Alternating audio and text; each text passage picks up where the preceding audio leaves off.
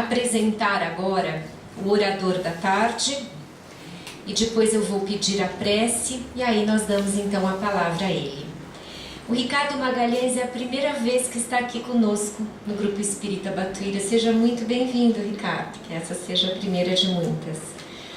E ele vai desenvolver um tema muito interessante, do outro lado da vida, como a doutrina espírita é um sol em nossas almas, em termos de esclarecimento, né? Vamos ver o que o Ricardo tem a nos falar a respeito desse tema. Ele é escritor e publicitário, pesquisador da psicologia humana, especializado em marketing motivacional. E ele é autor de vários livros, dentre os quais Evoluindo com Jesus, Do Outro Lado da Vida, que vai basear aqui a palestra dele, O Poder Magnífico do Pensamento, Os Benefícios do Equilíbrio, dentre outros. Nós temos muitos muitos títulos de livros deles aqui na Feira do Livro do Grupo Espírita Batuíra, e depois ele se prontificou a autografá-los. Então eu vou pedir para a Sandra fazer a nossa prece de abertura e em seguida eu passo a palavra então ao Ricardo. Então, uma boa tarde a todos. Como fazemos em todas as sextas-feiras, vamos unir os nossos pensamentos, que os nossos corações neste momento se esqueçam tudo o que nos deixa triste e vamos então agradecer a Deus a oportunidade de aqui estarmos. Senhor Deus, nosso Pai, Jesus, nosso Mestre, nosso amigo, nosso irmão, Maria Santíssima, nossa Mãe Divina, que nos protege e nos ampara a todo instante. Quanto temos a agradecer, Senhor, por esta oportunidade, por estarmos aqui hoje, neste local, em que luzes se irradiam, trazendo aos nossos corações e aos nossos pensamentos muito amor, muito carinho, e assim estamos num momento em que podemos dizer, somos abençoados. Agradecemos, Senhor, a oportunidade de podermos ouvir músicas tão lindas e podemos seguir com os nossos pensamentos a vários lugares deste nosso planeta. E agradecemos também por podermos contar com a presença de um irmão que vem à nossa casa pela primeira vez.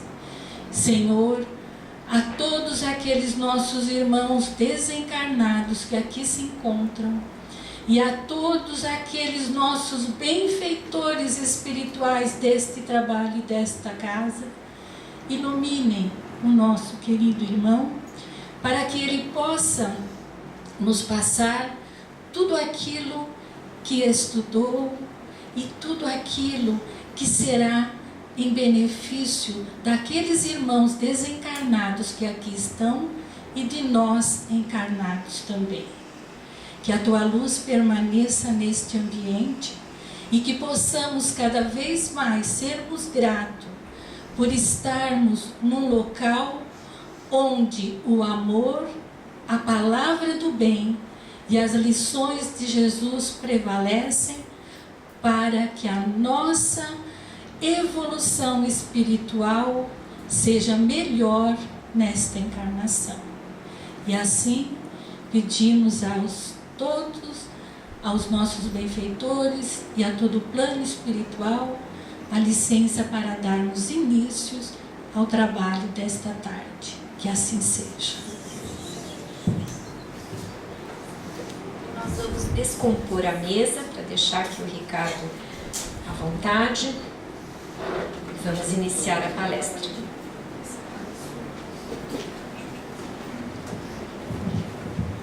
Boa tarde a todos. Que Jesus nos abençoe. Eu fiquei muito feliz em participar e estou feliz ainda. Vou continuar feliz. E em ter ouvido também a pianista Terezinha com grande louvor. E isso nos embebece a alma de motivação. E agradeço também a todos, a Roseli, ao Ronaldo, ao Geraldo, a todos que me convidaram. É uma honra. Bom, o tema de hoje, do outro lado da vida, baseado num livro que eu escrevi, que é esse daqui, como vocês estão vendo.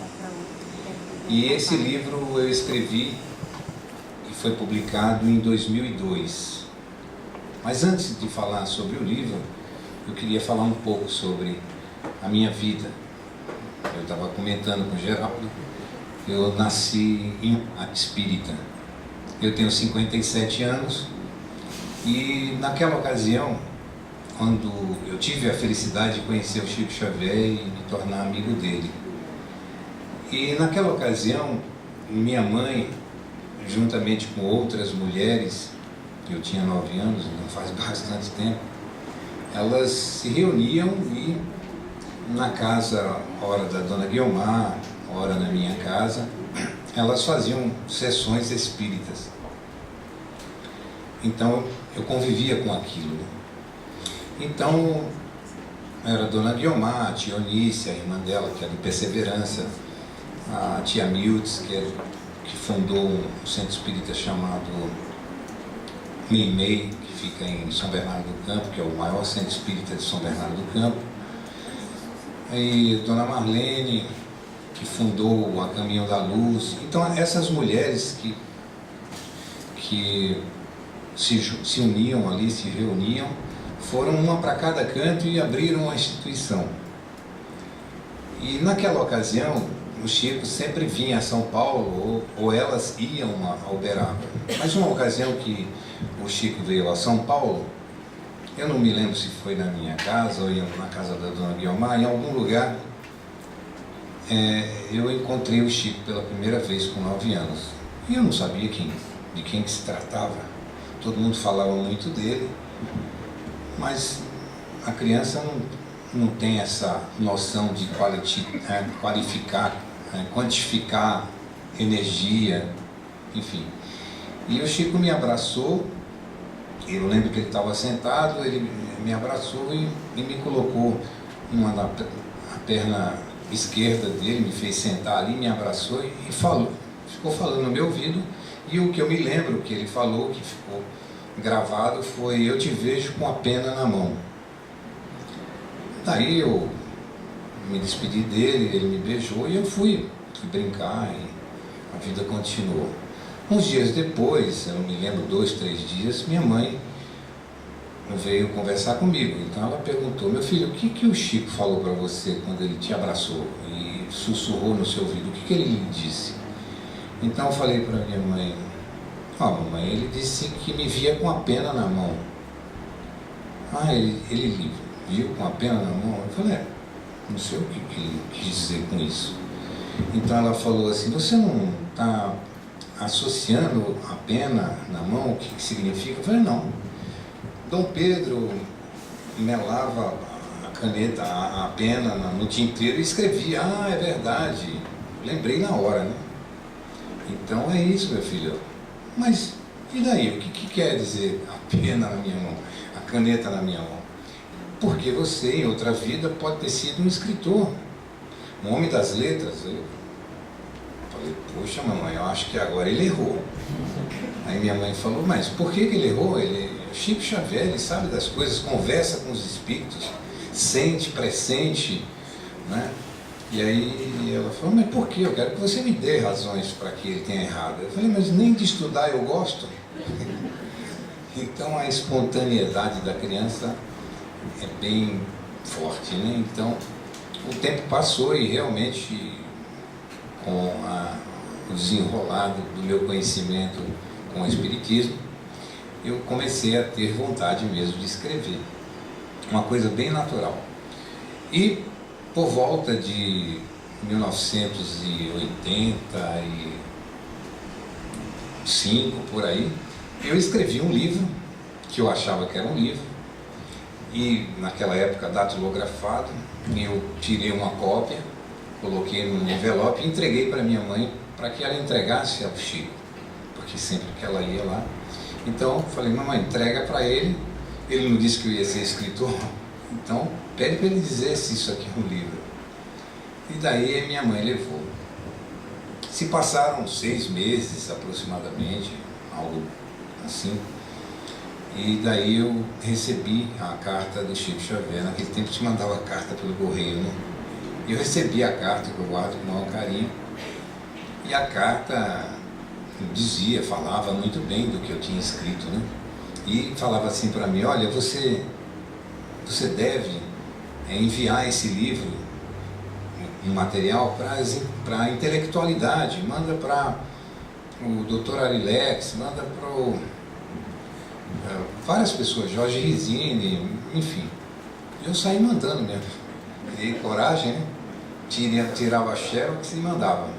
Daí, para minha surpresa, os jornais espíritas, né, daquela época, Flama Espírita, jornal Folha de... Jornal Espírita aqui de São Paulo, enfim, vários órgãos da imprensa espírita publicavam coisas a respeito daquele escrito. E escritores falavam daquilo que eu tinha escrito. Eu falei, poxa, não é verdade que isso é um livro? Daí eu entreguei o livro para uma editora e foi publicado, meu primeiro livro. E a editora colocou o prefácio do Chico Xavier, que é Os Benefícios do Equilíbrio. Esse foi meu primeiro livro. Então ele tem aqui a apresentação do Chico Xavier, de Jorge Rizini, Jornal Globo. Apesar de ser um livro espírita, o Jornal Globo publicou uma matéria sobre o livro.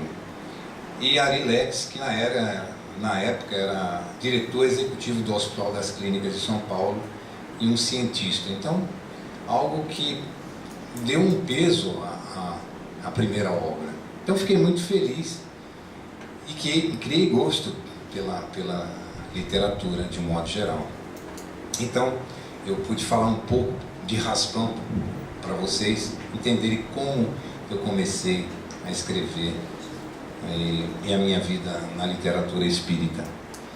Mas agora nós vamos falar sobre um tema que todos nós precisamos falar, e entender e conviver, ora mais, ora menos, perdemos alguém, ou alguém vai nos perder. E quando eu escrevi esse livro, foi aproximadamente, o Chico estava vivo ainda, 98, por aí, 97, e foi baseado na vida de uma mulher que me trouxe essa história, vinda pelo Chico naquela época. O Chico mandou ela me procurar, porque ela convivia com o Chico em razão de ter perdido um filho aos 18 anos. E esse rapaz, 62 dias após a morte, supostamente afogado, ele fala que não foi afogamento, que ele o coração dele tinha que ter parado naquele momento. Então, como ele estava nadando em um lago, ele foi tido como um afogamento, um afogado. E naquela época, chamava Paulo Henrique Dantas Bresciani. Essa família ainda reside aqui em São Paulo, a sua mãe, o seu irmão, os seus parentes. Naquela época, 1978, o caso foi muito difundido por se tratar de uma coisa quase que rara, que geralmente quando a gente ouve falar de uma psicografia de uma pessoa que já partiu, algumas exceções, 2 anos, 3 anos, 10 anos, né, 20 anos. Mas no caso do Paulo Henrique Dantas Bresciani, foi 62 dias após a morte. E nada mais, nada menos, quem psicografou? Francisco Cândido Xavier.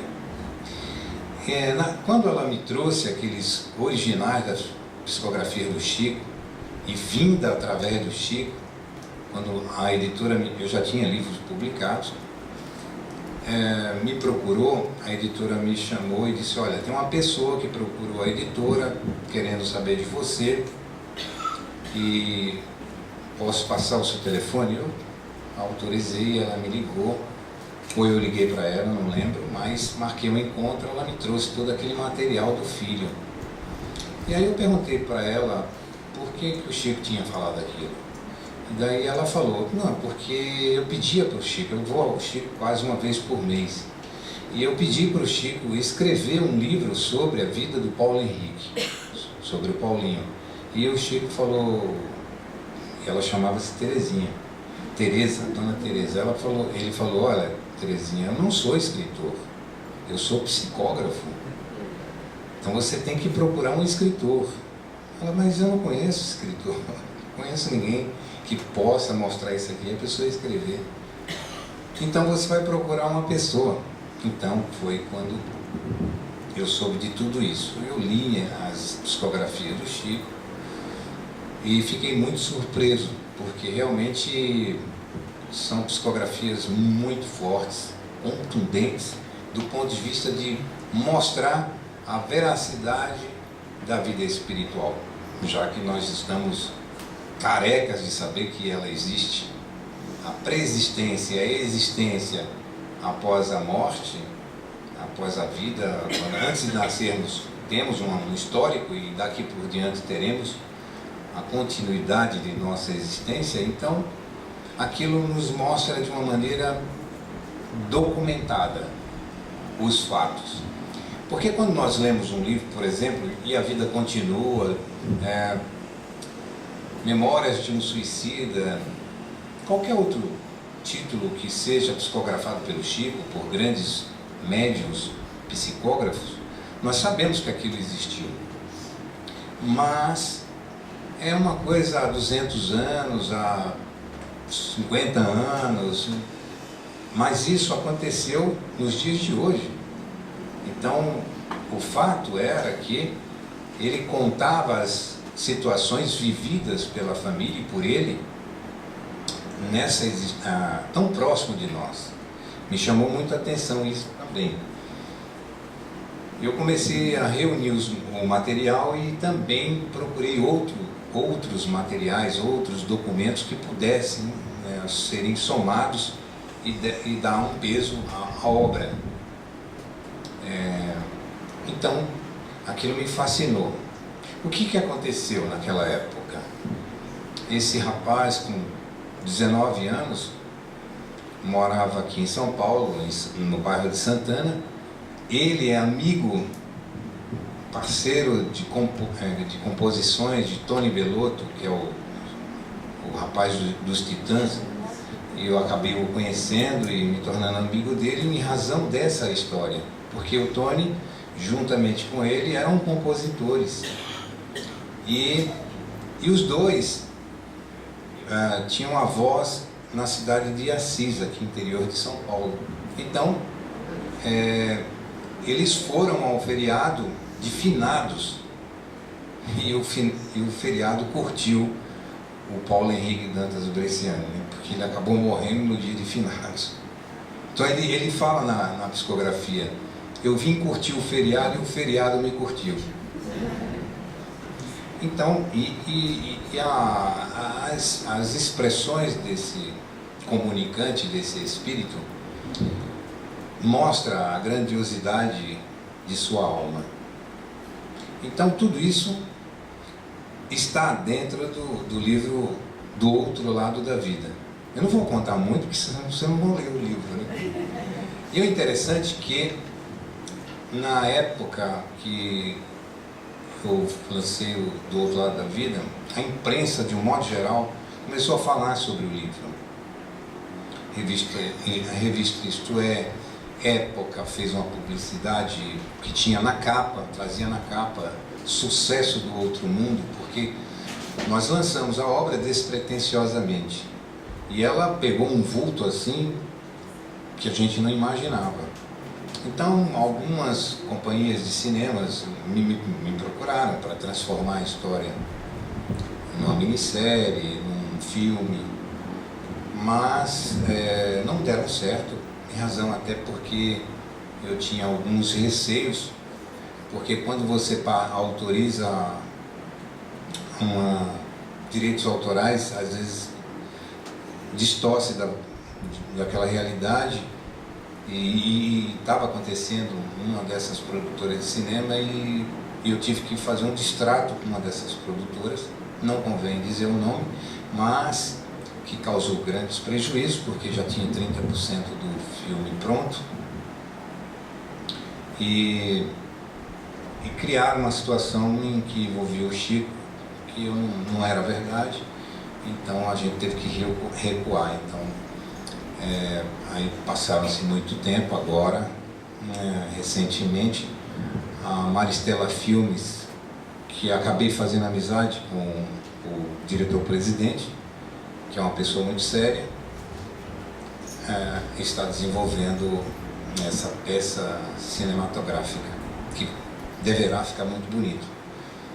Então, e tudo isso para a gente falar que a vida continua, que a vida não para com a morte, né? Nós somos espíritas, e até o espírita não gosta de falar muito da morte, porque imaginem vocês que tem algumas pessoas espíritas que desencarnam, morrem, e os espíritos, quando os recebem, têm muito cuidado em dar a notícia, porque se falar que ele morreu assim de supetão, ele morre de novo do susto, porque não tem tanto problema a gente passar para o outro lado. Tem gente que faz fica pensando, puxa, como... E tem medo mesmo da morte, né? Alguns até gravaram músicas, Martinho da Vila, que fala que se a morte for um descanso, ele não quer descansar. E aí por aí vai. Logicamente que a gente se apega com as coisas da terra, de uma maneira talvez até inconsciente, sem maldade, gosta das coisas materiais, das pessoas, nós convivemos com elas e fazemos uma história. E de repente nós temos que deixar esse cenário e a nossa história. Não precisamos ter uma idade avançada para poder desencarnar. Morremos assim, de supetão, como se diz. Estamos pelo um fio. E não há médico, nem cientista, nem autoridade que possa garantir o dia de amanhã para nós. Nem daqui 5 minutos, mesmo com saúde. Já ouviram falar disso? Mas ele morreu, ele não tinha nada. Mas como ele morreu? Ué, alguém puxou a ficha dele, se é hoje. É agora.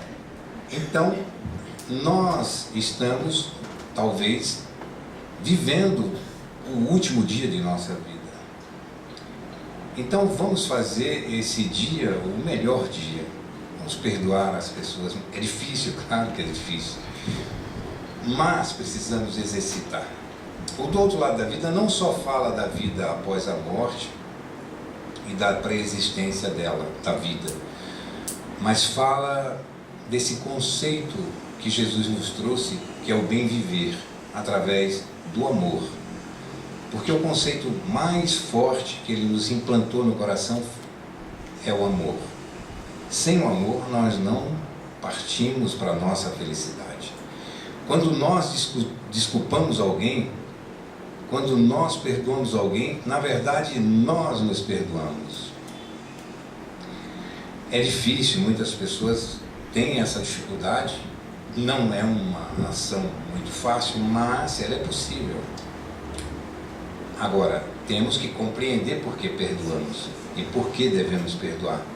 Porque perdoar é um estado de consciência, não de ciência.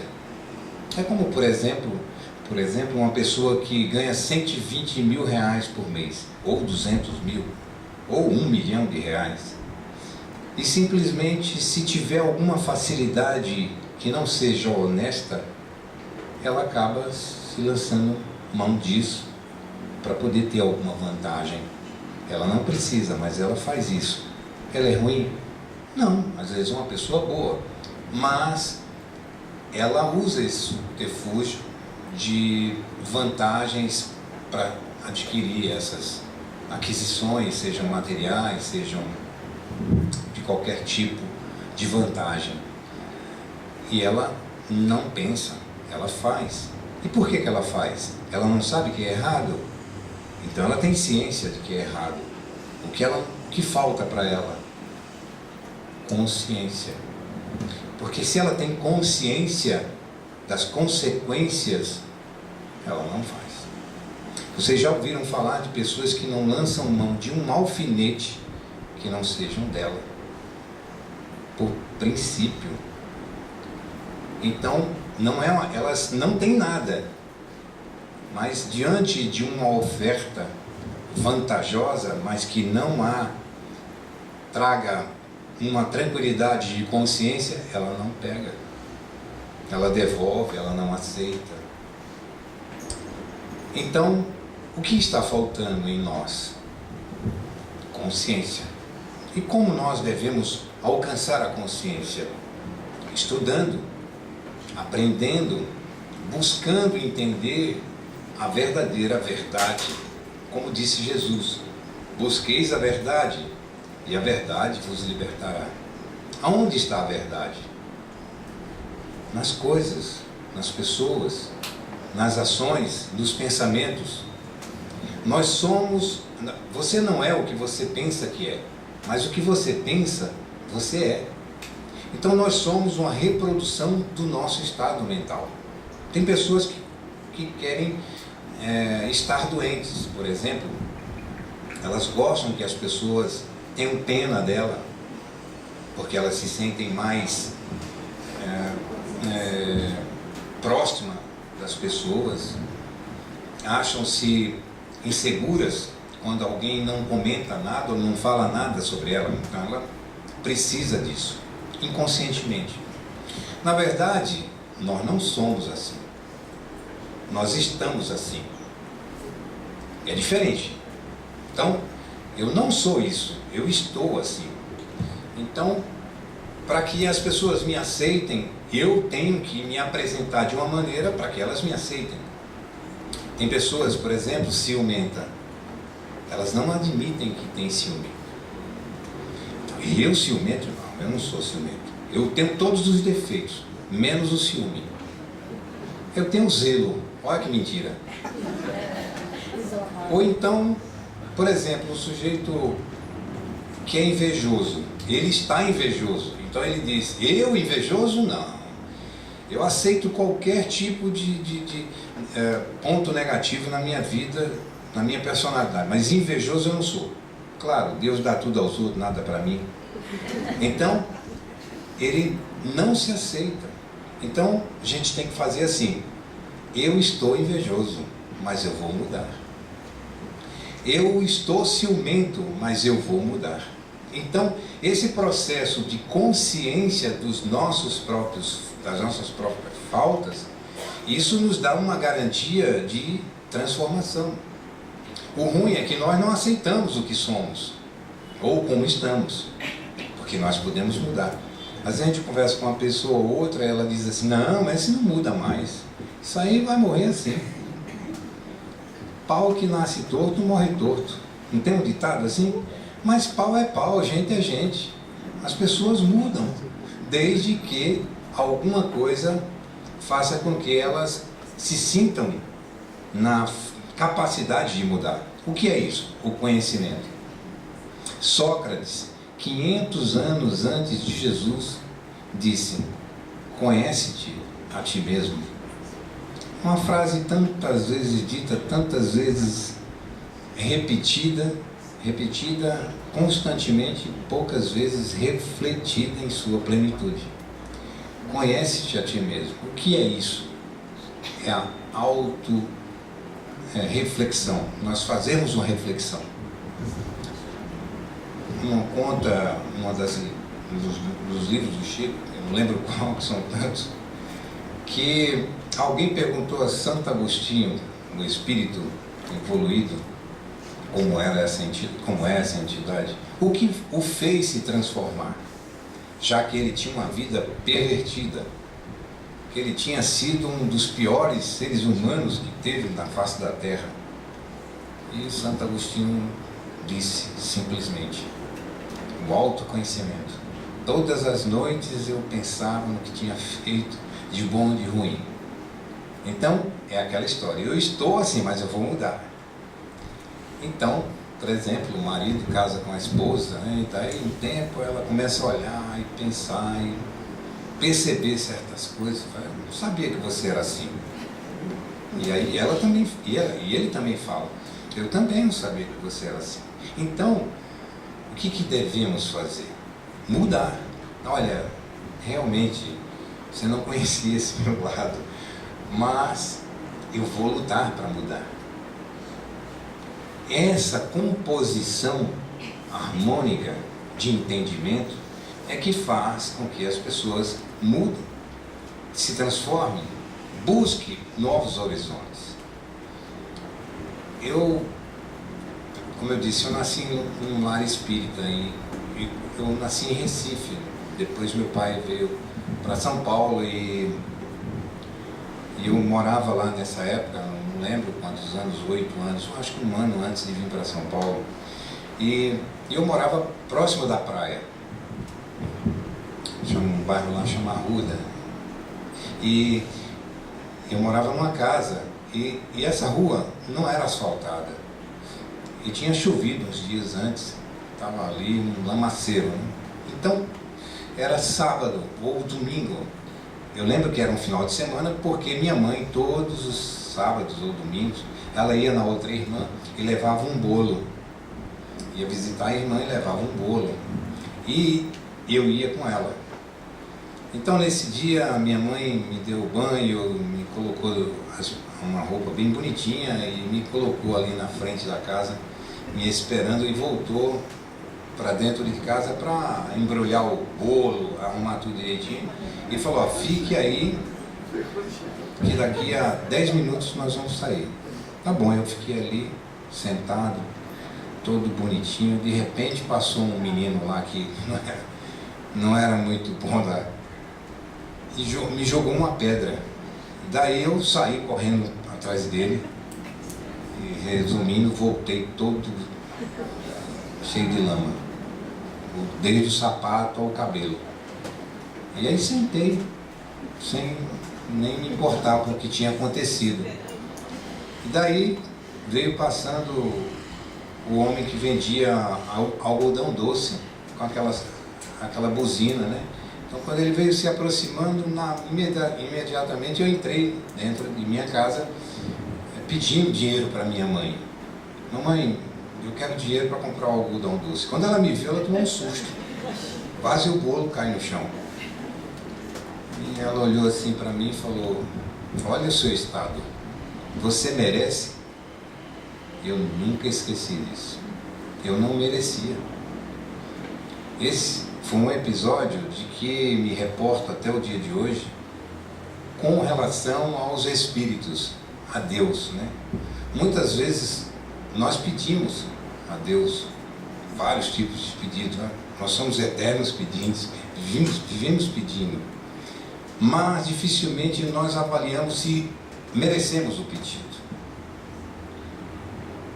Então, quando nós vamos dormir, por exemplo, nós vamos deitar e muitas vezes nós estamos tão atrapalhados com o dia a dia, com a correria da vida, que deitamos depois do banho, da janta e de ter falado o que precisou, deitamos, vamos dormir, pensamos na oração. Oramos, como disse Jesus, orai e vigiai. Orar até que nós oramos, vigiar é que são elas, né? E quando vigiamos o vizinho, que não tem nada a ver com o peixe, né? Então, nesse momento, nós estamos lá conosco mesmo e resolvemos fazer um Pai Nosso, que geralmente é a oração que consagra a nossa prece. E aí estamos lá orando mentalmente, às vezes até articularmente, falando a linguagem articulada. Pai nosso que está nos céus, santificado seja o teu santo nome. Poxa, esqueci de pagar aquela conta. Ou também esqueci de dizer umas verdades àquela pessoa. Mas amanhã, quando amanhecer, a primeira coisa que eu vou fazer e aí a nossa oração vai para o vinagre. Dormimos, e o que acontece? Ninguém percebe, mas a alma se desprende do corpo. Muitas vezes, ali no nosso quarto, existem espíritos que estão aguardando o momento do sono. Aí nós dormimos, levantamos da cama, ele pega na nossa mão e vai caminhar conosco, instruir. Então aí é por isso que no outro dia a gente já acorda e já sabe com quem quer brigar. Porque nós fomos orientados na véspera. Então a vida é não só presente fisicamente, ela é muito mais espiritual. Então estamos vivendo um estado espiritual na Terra. Ao dormirmos, temos contato com os espíritos. E também, evidentemente, no estado de vigília. Somos 6 a 7 bilhões de pessoas. Aproximadamente, quando perguntaram para o Chico, e o Chico perguntou para o Emmanuel, ele disse mais ou menos 25 bilhões de espíritos na Terra. Imagine, uma média de 5 a 7 espíritos por pessoa. É muita gente influenciando a gente. E uma ocasião, numa dessas reuniões, eu já tinha uns 20 e poucos anos, o Dr. Bezerra de Menezes estava presente naquele ambiente, e eu arrisquei a perguntar para ele, e o assunto era esse. Eu perguntei: doutor, qual é a influência que nós sofremos, percentualmente falando, dos espíritos? 10%, 20%, 30%, 70%? E ele respondeu: 110%. Estamos lascados, porque eles não param de influenciar. Evidentemente que nós atraímos para nós o nível vibracional que temos. Como eu disse, há pessoas que gostam de estar doentes. Eu tenho um amigo meu que ele é médico, urologista, e amigo de infância. E ele, sempre que eu vou ao seu consultório, ele me conta alguma coisa interessante. Ele é espírita. Então ele falou para mim que a pior coisa que um paciente ouve de um médico é o seu estado fisionômico. Só isso já apavora o paciente. Diz que ele falou que teve um paciente que foi ao seu consultório e ele percebeu que ele estava preocupado com a saúde, que estava buscando encontrar algum tipo de doença. Então ele relacionou todos os exames para ele, deu as guias, assinou tudo, entregou para ele e falou: olha, daqui, quando você terminar, você volta. Aí ficamos 2 meses fazendo exame. E daí, uns meses depois, ele voltou no consultório, aquele monte de exame. Assim, muito tenso, Ele sentou-se, colocou aquele monte de exame na mesa. O Zé pegou aqueles exames e começou a olhar em silêncio. Aí é que ele ficava mais preocupado. E olhava e às vezes torcia o nariz. Aí é que ele olhava rápido de olho e o homem estava suando. Aí ele levantou-se, pegou aquela chapa, foi raio-x, colocou lá, olhou contra a luz e tal, fez um gesto, aí quase que o homem desmaia lá. E aí ele sentou, ele disse: doutor, é grave? Ele olhou assim e disse: você não tem nada. Disse: não é possível, como é que eu não tenho nada? Não, o senhor não tem nada. Ele queria ter. Então veja, nós muitas vezes buscamos problemas para as nossas vidas. Às vezes, quando a coisa está muito boa na nossa vida, a gente pensa assim: não sei não, a coisa está muito boa, vai acontecer alguma coisa ruim. Por quê? Não pode estar bom e não pode ficar melhor ainda? Então, nós somos um produto de nossa mente. Quando nós dizemos assim: acho que eu vou ficar doente, acho que isso não vai dar certo, o universo diz: seja feita a vossa vontade. Então, cuidado com o que pensa. E a tecnologia avançando, daqui a pouco a gente vai projetar uma imagem, assim, uma holográfica do que estão pensando. Aí ninguém vai poder pensar. Mas, às vezes, a gente pensa que está pensando e não está pensando. Alguém está pensando por nós. Então, pensar é uma atitude, um ato importantíssimo. E o Do Outro Lado da Vida fala sobre essas coisas. Não fala só sobre o episódio da morte. O que ele encontrou do outro lado da vida? Como foi isso? E ele se depara com as coisas mais avançadas no mesmo sentido. E percebe que a vida continua aqui. E ele entra num estado de comunicação. E essa coisa vai se desenrolando. E ele prova e mostra para os pais que eram católicos, apostólicos, romanos, e não acreditavam na vida após a morte, e que a morte do caçula, com 18 anos, foi um trauma tão violento naquela família, que tinha ele como realmente uma verdadeira personalidade humana, porque ele era um menino diferente dos outros. Tanto é verdade que 62 dias depois ele se comunicou pelo Chico, trazendo mensagens belíssimas. Poderia trazer algum tipo de revolta, algum questionamento. Não, nenhuma das mensagens traz esse tipo de situação. Muito pelo contrário, ensinamentos. E estes que eu acabo de relatar, essas situações, existem dentro desse livro, contando algumas situações que ele viveu. Eu não sei quanto tempo eu tenho, né? Quanto?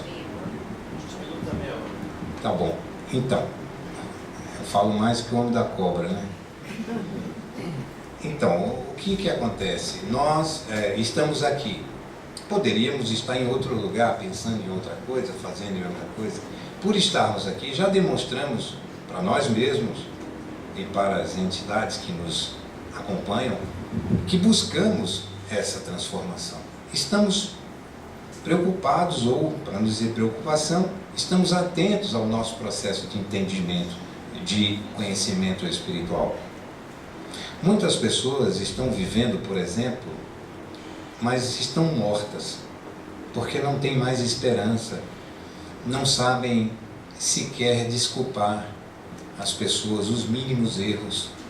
São pessoas que carregam dentro de si verdadeiros monstros e não conseguem sair daquilo, porque talvez não tenha tido esse primeiro pontapé, como se diz na bola, não teve essa atitude. E tudo isso nos faz recordar coisas que vivemos durante a infância e coisas que estamos vivendo nesse processo atual, que nos convida a um perdão, a um esquecimento de uma ofensa, ou mesmo até evitar que façamos um comentário não oportuno em relação a outras pessoas. O que ganhamos? É o que devemos pensar. São situações pequenas, mas que, se somadas, nos mostram essa preocupação, essa atenção com a nossa própria vida. Quando viemos à casa espírita, ao Batuíra, por exemplo, recebemos bênçãos de paz. O passe, a palestra, a orientação, tudo isso cria uma energia positiva de entendimento e de transformação. No entanto, nós precisamos, conosco mesmo, ter a atitude de estarmos querendo nos transformar. Essa transformação é que de fato nos faz, quando partirmos, sermos melhores. Tem pessoas que acham que pagar as contas, respeitar o próximo naquilo que lhe é com limites, acha que isso é qualidade, esse é dever.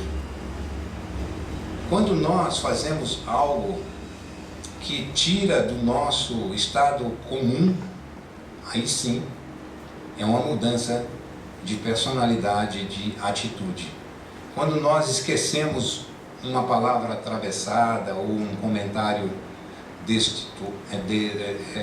desmedido, quando alguém faz alguma indiferença com a nossa presença, ou algum comentário não oportuno, quando nós não revidamos, aí nós estamos fazendo a diferença. Tem pessoas que falam, não, eu não levo desaforo para casa. Comigo é assim, bateu, levou. Não, essa história não funciona para mim. Eu conheci um amigo que ele tinha esse temperamento. Ele sempre me falava, comigo é assim, eu não engulo um sapo, eu não engulo sapo. E naquela época nós tínhamos 20 e poucos anos, e eu empregado, ele também, de repente, ele perdeu o emprego. E aí ele ficou uns 3 anos desempregado, e eu me encontrei ele numa ocasião. Naquela época eu já fazia palestra, não tinha livro espírita, mas como eu vivia naquele meio, às vezes eu cheguei a fazer palestra, eu estive psicografando. Eu tinha 17 anos, ficava falando, não falava nada, né? Mas enganava a turma, enquanto o Chico psicografava com outros médios. E eu encontrei com esse meu amigo que chamava Márcio, e ele me falou, eu perguntei para ele, como vão as coisas? Ele disse, rapaz, 3 anos desempregado. E ele era muito mais inteligente do que eu. Falava 3 idiomas, bastante capacitado, mas ninguém queria dar emprego para ele, porque ele era pavio curto. Então ele se dava mal nas operações de relacionamento. Naquela ocasião eu ia fazer palestra no centro. Eu me encontrei com ele no Rio de Janeiro. Ele mudou para o Rio. E eu tinha uns 28 anos, ou um pouco menos. E eu fui fazer uma palestra no centro espírita lá que chama Dr. Bezerra de Menezes. E naquela ocasião ele me falou aquilo, ele disse, rapaz, eu acordo tão cedo para procurar emprego aqui no Rio, que 4 vezes eu peguei o Cristo Redentor fazendo ginástica. E ele, nada dá certo na minha vida. Eu jogo nos 25 dias do dia da pernilongo, minhoca, nada dá certo. Então eu falei para ele, lembra que você falou que comigo bateu, levou? Por que você não muda isso? Eu vou fazer uma palestra e o tema é uma coisa muito bacana. É isso aí. E aí ele foi na palestra. Depois da palestra a gente foi jantar e ele falou, eu acho que eu vou começar a mudar, né? Porque as pessoas fogem de mim. Daí passou um tempo, 8 anos, eu encontrei um amigo meu, que era amigo dele, muito amigo, mais amigo dele, que me deu uma excelente notícia. Diz que ele tinha mudado para a Alemanha, uma empresa multinacional alemã, estava aqui no Brasil. Ele fez uns testes, começou a trabalhar nessa empresa, gostaram muito dele, levaram ele para a Alemanha. Numa situação muito bacana. Então, vejam, pau que nasce torto, morre torto, aí varia, como diz o Didi. Porque pau é pau, gente é gente, a pessoa pode mudar. Então, nós precisamos mudar. Tem gente que fala assim, não consigo mudar, a outra encarnação. Como vai esperar a outra encarnação? Sabe lá Deus quando vai ser? A gente está aqui, está perdendo tempo. Então, as coisas dependem muito mais de nós.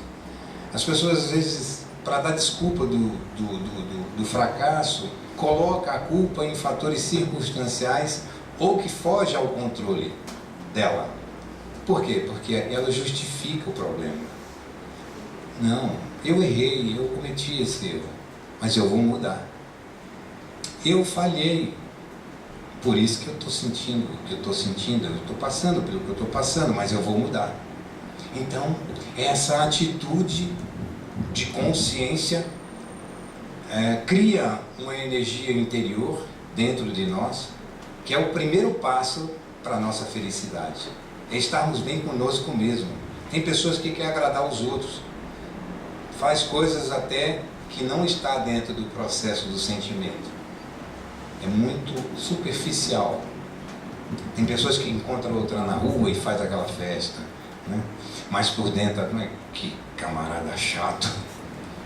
Então há uma contradição de pensamento e sentimento. Isso é que cria os problemas com a espiritualidade. Os espíritos ficam rindo da gente, falam, olha, ele fala uma coisa e pensa noutra. É aí onde eles começam a influenciar. A gente não percebe. O processo da obsessão, ele é muito mais de nós para conosco mesmo do que os espíritos para conosco. Tem espírito que vai embora, fala, não aguento. Ele é o pior obsessor dele mesmo. Aconteceu uma vez, eu estava conversando com o presidente da Federação Espírita do Estado de São Paulo, faz muitos anos, chamava João Teodoro. Lembra dele? E ele me contou uma história dizendo que tinha uma senhora que foi fazer um trabalho de desobsessão, diz que fez um trabalho lá de 6 meses. Tinha uma entidade que perturbava essa senhora. Ela não parava no emprego, vivia atormentada e tudo. Bom, nessa sessão, o doutrinador teve a promessa daquela entidade que obsediava aquela moça, de nunca mais perturbá-la. Então a moça foi embora e deu tudo bem. Daí uns 2, 3 meses a mulher voltou, procurou o setor da federação, pedindo um apoio, porque estava sendo obsediada novamente. Fizeram a sessão espírita, convocaram a entidade se manifestou, e o doutrinador perguntou, meu amigo, mas nós não conversamos com você, meu irmão? Falamos com você, você prometeu conscientemente, depois de 6 meses de luta, para provar que quando nós perdoamos, quando nós esquecemos as ofensas, nós nos libertamos, e você ainda voltou, está obsediando novamente a senhora, tirando o sossego da vida dela. Ele esperou calmamente o discurso do doutrinador, falou, não, eu já deixei essa senhora há muito tempo, já perdoei, já estou seguindo novos rumos, mas ela é que não para de pensar em mim. Então, o processo é nosso. Nós temos a chance de mudar, mas nós não queremos mudar. De fato, não. Então, eu me recordei de uma conversa que meu pai teve comigo. Meu pai está aqui comigo, né, na terra, a minha mãe já partiu. Mas há muito tempo meu pai me contou uma história que eu nunca esqueci. E meu pai era vendedor da Swift Arnold do Brasil. E ele fazia Maranhão, Pernambuco, fazia vários estados, se tornou supervisor de vendas da Swift. Então ele tinha vários amigos, e dentre eles um que tinha essa característica de ter as oportunidades, mas ele não queria mudar. Então ele me contou que esse vendedor, ele sempre queria mostrar uma coisa que ele não era. Ele gostava daquilo, que as pessoas chamassem ele de doutor, de engenheiro, de não sei o quê, né? Ele gostava dessas coisas. Então, meu pai me contou que ele se hospedou numa cidade pequenininha, no interior do Maranhão, eu não me recordo o nome, porque era muito pequena a cidade. E foi ao hotel, se hospedou, e naquele tempo, não sei, acho que não tem mais, mas a pessoa colocava o nome, o endereço, o telefone e a profissão.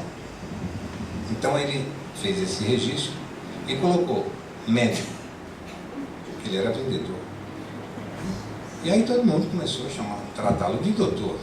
Bom, é uma cidade muito pequena.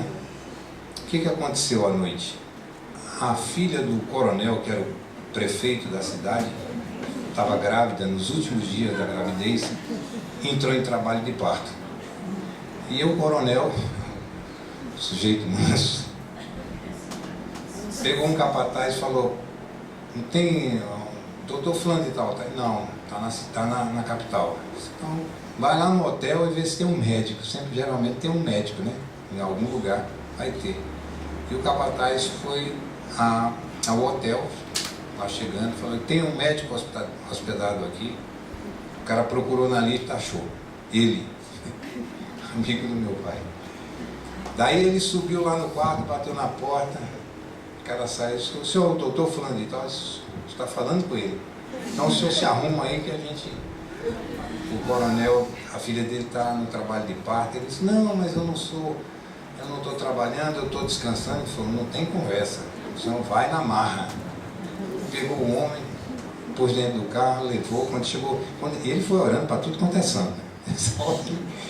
Quando ele chegou na porta do quarto, a menina teve o bebê. Aí já a mulher já tirou, já limpou a criança e tudo. Aí ele só chegou também para passar o pano na criança, cortar o cordão umbilical só. Resumindo, ele voltou para o hotel, né, já aclamado pela fama de médico, e no outro dia ele passou um apuro danado, né? Mas deveria aprender. Mas no outro dia ele pediu a conta, fechou a conta e tal, e colocou entre parênteses: obstetra.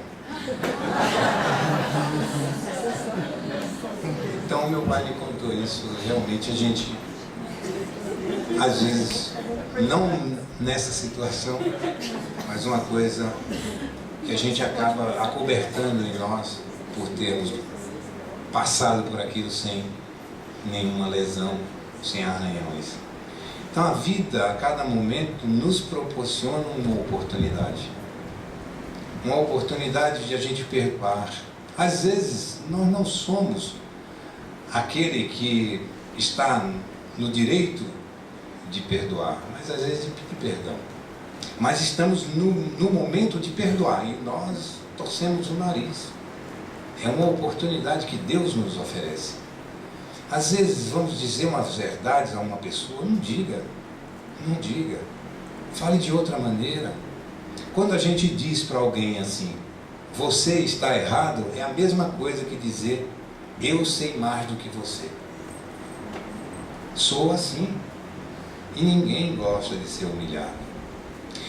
Nós precisamos aprender a, quando falarmos com alguém, sabemos que ali está um sentimento, puro sentimento, que qualquer palavra pode causar um impacto.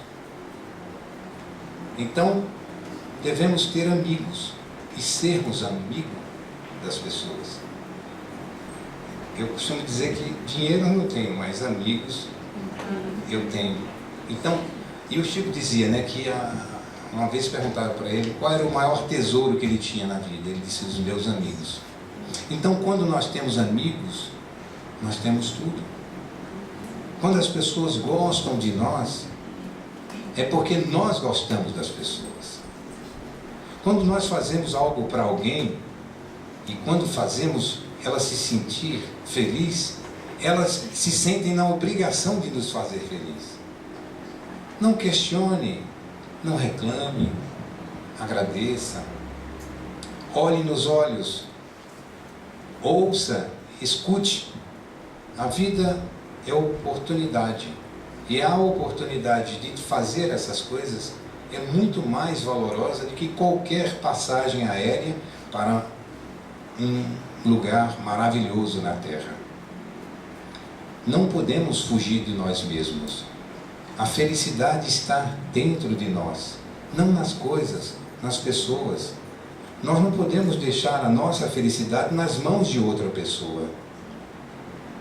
Uma vez eu vi no retrovisor de um carro, e eu prestei atenção, estava escrito: a minha educação depende da sua. Eu pensei, se esse sujeito não tiver educação, como é que vai ser? Não é? Então, nós não podemos ser educados porque a pessoa nos tratou com educação. Se tratou com mal educação, não vamos perder o controle. Mas é difícil. Mas é difícil, pior ainda, passar pelo momento de constrangimento ou de conturbações. Numa discussão, ninguém ganha. Porque se ganhar, perde.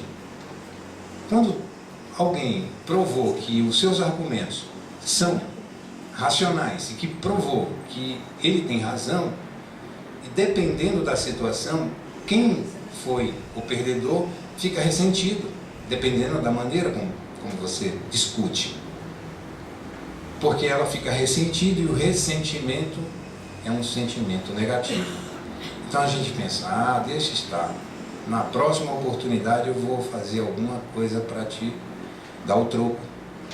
Não faça isso. Sempre diga, o meu pensamento é esse, eu acho que pode ser, mas quem sabe você esteja certo. São palavras que a gente tem que aprender, porque a arte de viver é viver bem com as pessoas. Ter dinheiro é uma situação independente do estado de felicidade de uma pessoa. Então a felicidade não está nas prateleiras. Você não vai na loja, me dá uma, me dá duas, embrulha uma aí de presente. Ninguém é feliz com aquilo que toca, mas com aquilo que sente. A proposta do livro Do Outro Lado da Vida é justamente essa, mostrar que nós estamos tendo uma oportunidade muito, muito importante. A mais preciosa é o tempo. Ele não volta mais.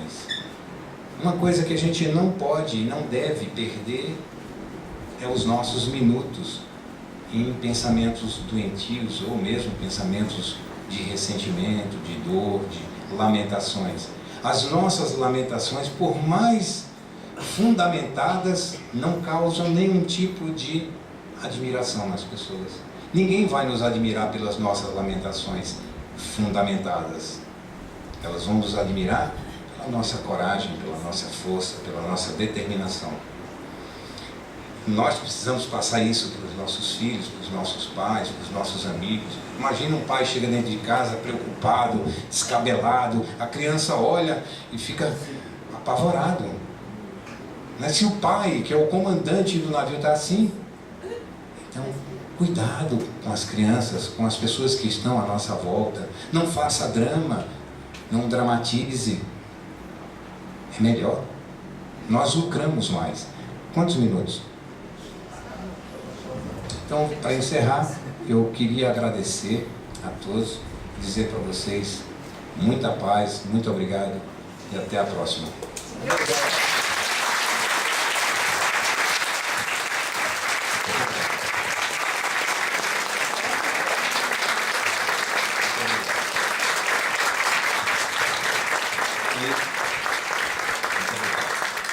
Depois, tem 30 livros do Outro Lado da Vida e o da casa. Quem quiser, eu autografo com prazer. Muito obrigado.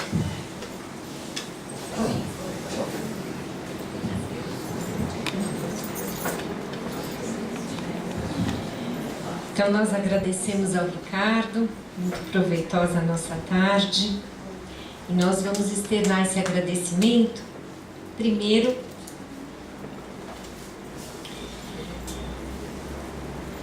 a Dona Terezinha. Eu vou pedir para a Adriana entregar para a Dona Terezinha, uma pianista para outra. O nosso abraço de todos nós, Dona Terezinha. Pronto, então tá a duplinha feita. Nós agradecemos pela música gostosa.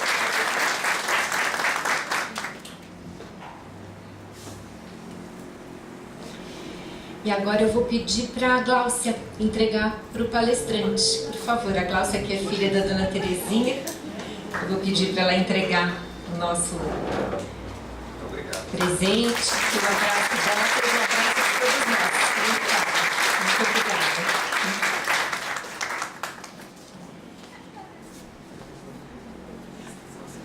Nós, antes de fazer a prece final, que eu vou pedir para o Ronaldo fazer a nossa prece, para o nosso presidente.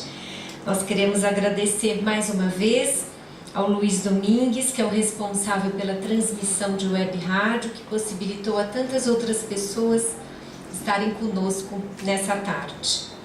E depois da prece eu vou pedir ainda uns minutinhos para uns avisos a vocês, tá bom? Por favor, Ronaldo. Eu queria, antes da prece, aqui do lado do Ricardo, dizer a ele duas coisas, Ricardo. A primeira delas, você é culpado de eu estar aqui hoje em carne e osso, porque eu poderia ter ficado em casa, né, com a minha esposa, ouvindo pela web rádio. E agora eu conheço você. E você é culpado de eu querer comprar seus 25 livros agora. Obrigado. Então eu convido a todos para nos unirmos em pensamento, para agradecer a Jesus, o nosso maior mestre, pela tarde de hoje. Esta casa que recebeu, recebe e continuará recebendo centenas, milhares de espíritos que trazem em seu coração as mazelas dos ciúmes, da inveja, da aflição, da angústia, de planos criminosos, de planos suicidas. Encontrarão nesta casa a doutrina do nosso mestre Allan Kardec, os livros do nosso Chico, o Evangelho do nosso mestre Jesus. E para todos esses humanos que trazem junto consigo grandes companhias espirituais, tudo isso lhes será oferecido como numa farmácia, com um medicamento. E todos nós bebemos desse medicamento, ingerimos em nossas almas. E como primeira melhoria, nós nos percebemos como doentes. E nos motivamos para o mais breve possível podermos novamente voltar às fileiras daqueles que olham para trás e dizem: puxa, como eu estava mal. Graças a Jesus, Ele nos envia, através das palestras, dos livros que nos são oferecidos, do passe, da desobsessão, verdadeiros milagres que nos trazem de volta ao mundo dos vivos. Por isso nós agradecemos de todo o nosso coração ao nosso Ricardo por nos ter ocupado a mente nessa quase 1h30, e isso não tem preço. Isso nós jamais poderemos retribuir ao Ricardo. Nosso muito obrigado, que Deus o abençoe.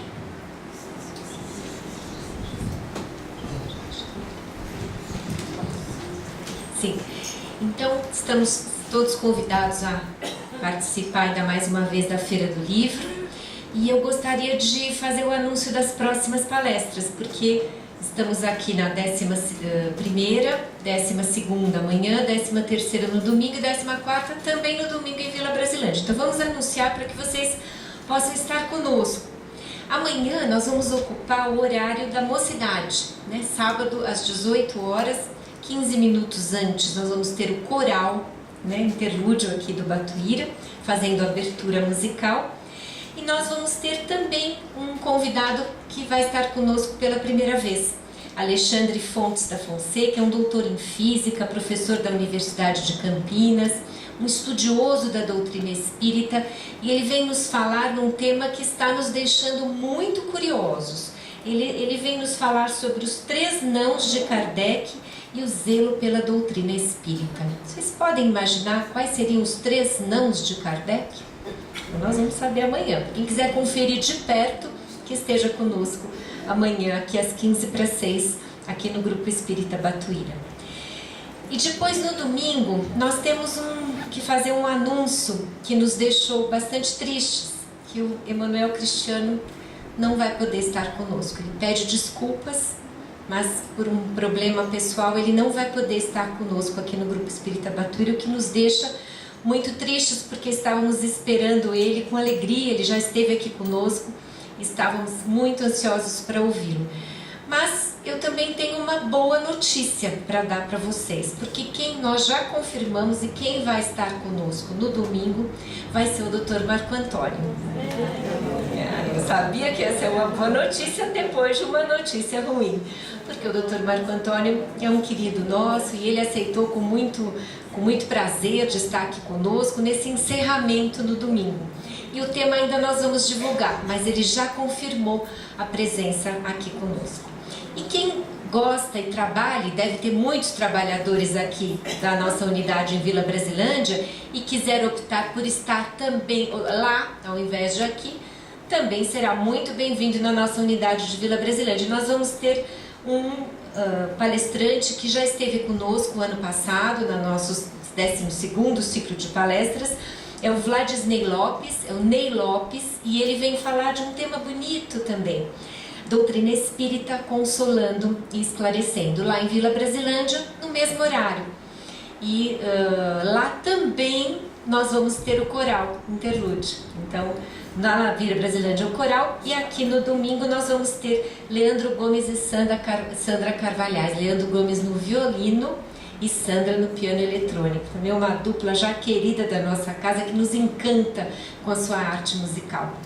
Então nós agradecemos a presença de todos vocês, que possamos estar sempre aqui unidos, fraternos, nos abraçando, e o palestrante Ricardo vai continuar aqui para autografar os livros que vocês comprarem dele lá.